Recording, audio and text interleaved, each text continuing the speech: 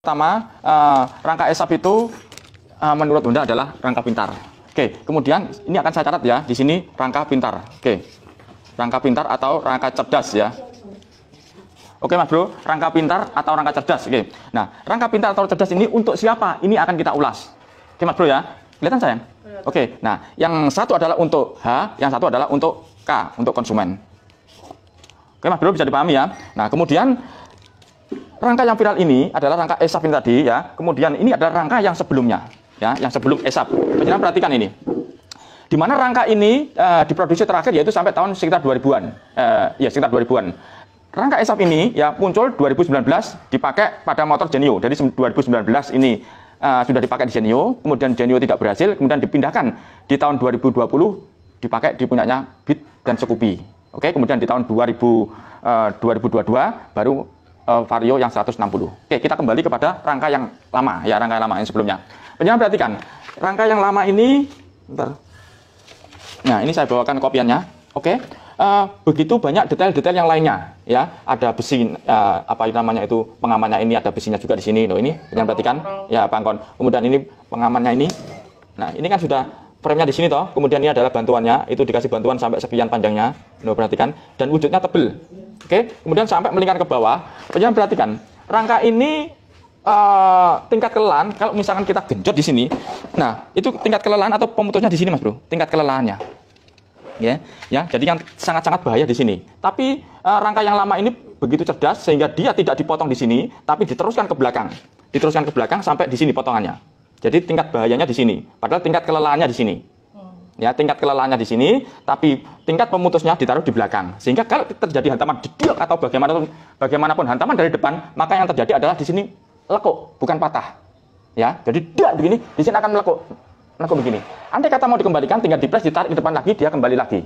Ya, sifat dasarnya apa namanya itu besi ini tadi.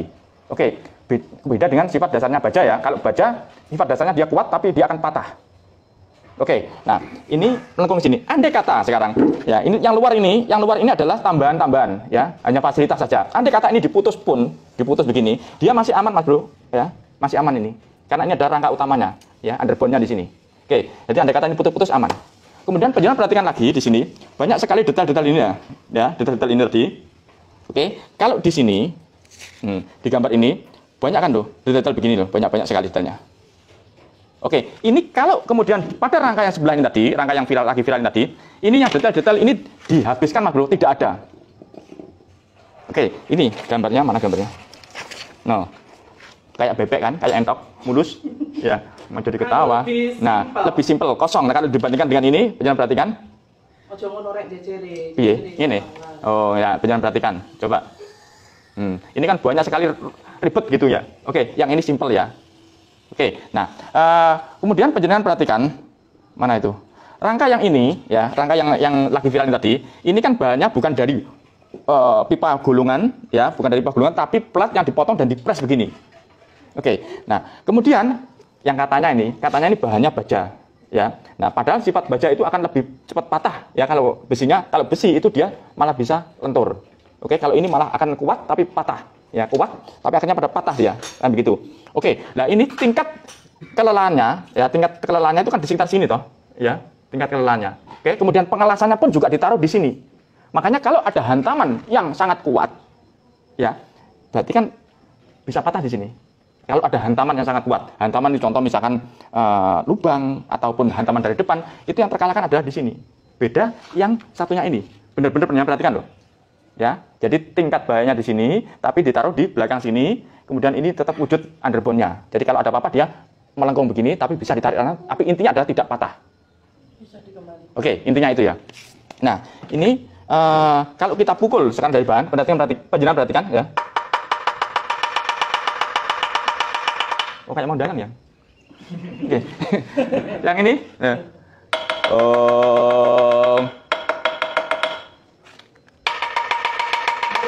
Ya, itu saya sudah bisa mendengarkan. Biasanya yang nyaring itu yang gerombol. Nah, tong kosong bunyi nyaringnya. Katanya begitu katanya. Oke. Nah, sudah apapun yang terjadi itu ini adalah kondisinya. Oke, Mas Bro. Nah, kemudian yang pertama yang akan kita ulas adalah informasi ya, yaitu yang diklaim dari Hondanya, yaitu motor ini dengan menggunakan frame ini, Mas. Nah, dengan menggunakan frame ini, dia kelebihannya atau keuntungannya adalah menjadi ringan.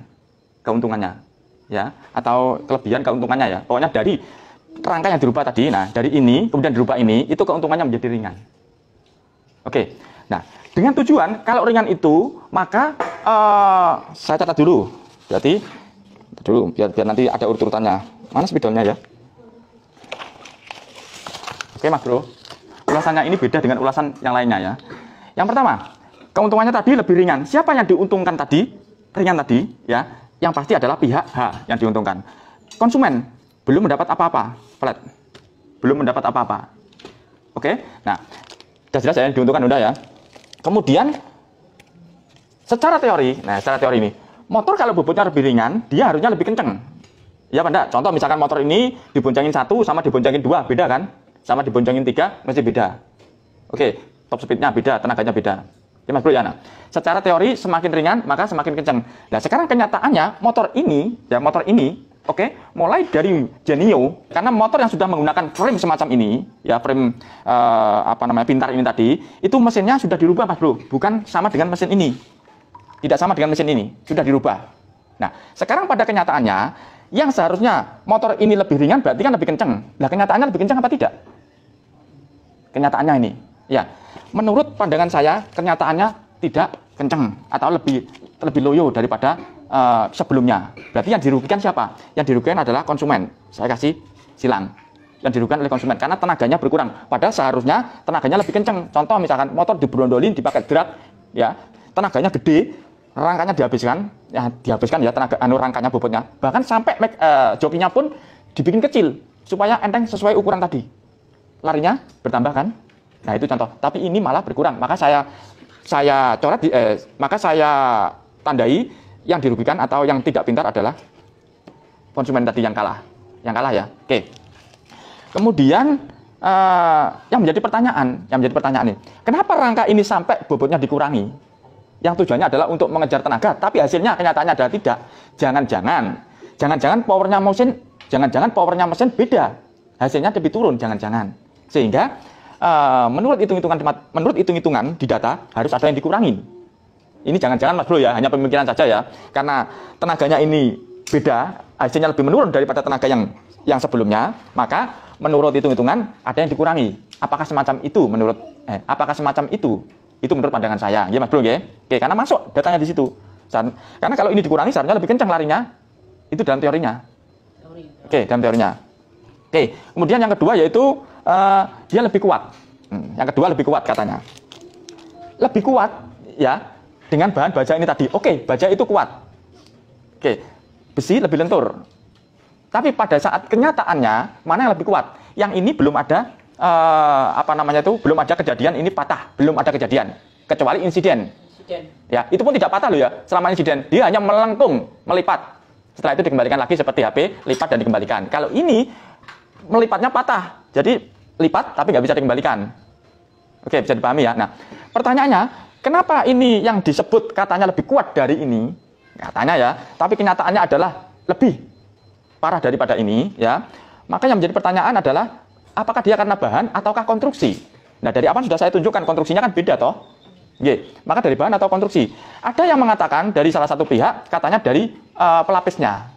Sekarang saya mau tanya, emas jika dilapisi setelah pelapisnya hilang, yang masih tersisa apa? Kan emasnya toh. Sekarang dibalik.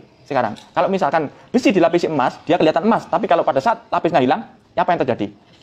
Besinya. Jadi menurut pandangan saya lebih utama kualitas daripada pelapis, karena pelapis itu adalah sifatnya bantuan. Contoh lagi, penjelasan perhatikan ini. Belakang saya ini. Ini adalah motor tahun 60-an, ya, 65 tepatnya kurang lebihnya begitu. Motor ini tahun 65 sampai sekarang itu kurang lebihnya sudah 58 tahun, Mas Bro, 58 tahun. Jadi sudah tua, uzur. Yang itu baru baby. Oke, masih batita itu, balita, ya. Belum ada 5 tahun. Baru lahir, batita yang mau belajar. Ya, kayak gitulah, apa batita apa balita kayak gitu ya. Oke. Nah, ini sudah uzur, Mas Bro. Bahkan panjenengan perhatikan, teman-teman yang pakai CB, gayanya apa? Gayanya dikupas semua, tidak ada pelapisnya. Ayo, cari itu. Gaya tayang kan? Gaya kerak semua. Nah, itu loh, pelapisnya hilang. Kalau dia memang benar-benar emas, ya emas, Mas Bro. Pengen perhatikan itu. Yang ada yang menjawab katakanlah karena pelapisnya atau tekniknya. Itu kalau dasarnya memang emas ya emas. Oke, jadi pakai gaya CP itu gaya semuanya dihabiskan, dia tetap jos mas bro. Dan penjelasan perhatikan lagi, penjelasan bayangkan lagi, pada tahun 60-an ini sama sekarang ini beda jalannya mas bro. Pada tahun 60-an jalan aspal itu hanya bisa dihitung. Kalau sekarang banyak aspal mas bro. Ini makadam lewatnya. Ya, tanyakan sama mbah-mbah penjenengan. Ya, makadam lewatnya ini, bener ini. Oke, batu-batuan begini, nggak ada yang patah. Saya bukan buat-buat loh ini kondisi loh. Nah, ini yang bikin siapa? Honda mas bro. Itu yang bikin siapa? Honda mas bro. Nah, pertanyaannya, apakah Honda lupa dengan kelahiran yang ini? Sudah mundur sayang, banyak nanti kalau durasi ya. Oke, kita sekarang kembali ke pokok permasalahan. Oke, kemudian dari Honda mengklaim di sini, saya tadi bahan. Oke, saya coret dulu biar jelas nanti masalah bahan. Masalah bahan yang diuntungkan siapa? Yang diuntungkan, ya. Karena contoh misalkan ini masih panjang urusannya ternyata ini. Karena bahan, ya. Contoh misalkan pihak Honda mengklaim katakanlah rangka SAP ini tadi tidak ada detail-detail yang kecil-kecil ini tadi, sehingga menurut pihak yang membuat ini tadi, dia itu mengurangi. Nah, menguranginya ini benar bayangkan. Yang pertama mengurangi bahan. Gitu. Saya tidak tahu apakah ini benar-benar mengurangi bahan atau tidak. Kenyataannya kan begitu toh. Mengurangi bahan. Kemudian mengurangi yang nyata aja, mengurangi detail-detailnya aja dikurangi. Ya, ada banyak dikurangin tadi. Siapa yang diuntungkan dengan dikurangin tadi? Katakanlah ini, membuat satu begini aja, ini ada nilainya. Katakanlah 50.000, ini ada juga nilainya. Kalau semua ini dihitung nanti nilainya juga ketemunya banyak untuk pembuatannya. Kalau ini dihilangkan, siapa yang diuntungkan mas bro? Coba, yang diuntungkan adalah pihak ini tadi. No, yang dirugikan siapa? Konsumen mas bro. Oke, udah ya. Nah, itu dari segi bahan dan pemotongan. Tapi namanya promosi itu bisa memutar-mutar balik fakta, mas bro. Jadi hal yang tidak masuk akal itu dianggap suatu ilmu baru atau ilmu baru ya. Nah, ilmu baru tadi dianggap katakanlah itu membuat teknologi baru. Membuat teknologi baru itu dianggap kelebihan atau hal yang membaik. Padahal ilmu baru itu atau teknologi baru itu belum tentu meningkat, mas bro. Bisa juga jatuh. Oke, tapi namanya promosi bisa memutar-mutar. Tapi menurut saya yang penting adalah nyatanya. Oke, itu. Nah, kemudian masalah apa lagi sekarang? Ini, katanya dengan adanya frame yang baru ini tadi, maka tangki dan bagasi ini lebih banyak. Nah, pertanyaannya, ini kan hanya teori tuh, mas bro. Ini pun kalau mau dikasih bagasi besar juga bisa. Kan hanya mau apa tidak gitu aja toh. Itu kan hanya cara aja. Nah, semacam itu akhirnya dibuatlah katakanlah, ini dengan ini frame-nya akan lebih dengan frame ini maka bagasinya akan lebih besar. Nah, dikasih box di sini juga besar. Itu kan hanya cara saja, ya. Nah, jadi itu semuanya tidak berarti katakanlah hanya suatu cara saja, ya. Kemudian yang ketiga yaitu yang berikutnya yaitu efisiensi bahan bakar. Dalam teorinya frame ini kan dirubah lebih ringan, ya, dipotongi semua jadi lebih ringan sampai kurang lebihnya bobotnya sampai 8% kurang lebih itu. Nah, dengan lebih ringan katanya atau menurut teorinya berarti BBM lebih irit. Oke, nah tapi pertanyaannya apakah lebih irit atau tidak? Contoh misalkan, dia dikatakan lebih irit, tapi kalau powernya lebih hilang, berarti irit tadi akan menjadi boros, mas bro. Teman-teman mekanik pasti paham. Jadi tenaga yang dihasilkan dari irit tadi, kalau dia habis tenaganya, malah menjadi boros. Ya, contoh lagi misalkan, ada dua orang.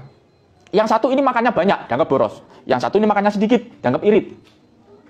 Oke, nah kemudian yang makannya banyak tadi, tenaganya gede, sehingga pekerjaannya cepat tuntas. Dan bahkan banyak sekali lebih.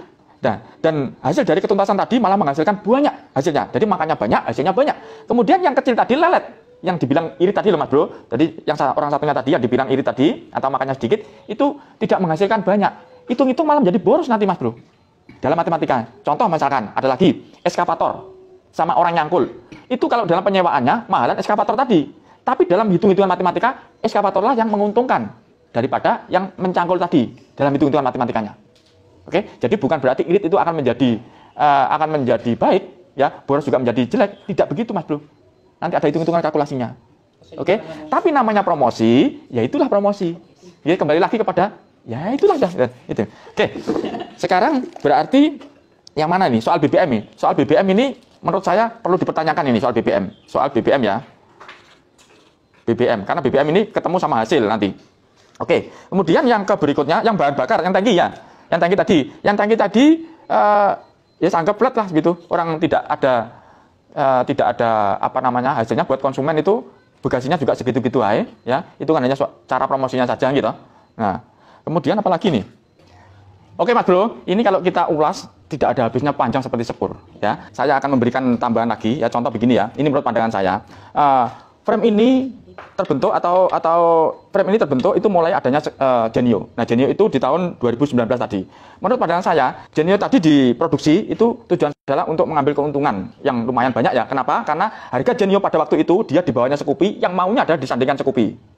Oke, tapi kenyataannya biaya produksinya Scoopy ini tadi kan lumayan gede toh, karena masih menggunakan produk-produk yang lumayan kualitas kan ya. Kemudian di Genio tadi produknya apa ya Mas Bro ya?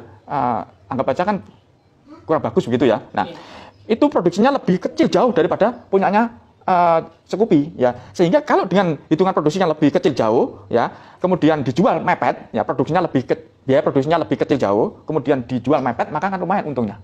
Gandul ibaratnya. Tapi kenyataannya tidak berhasil ya. Nah, mungkin ngeyelnya Honda di situ mungkin ya. Saya rada aneh ya, karena saya penggemar Honda ya.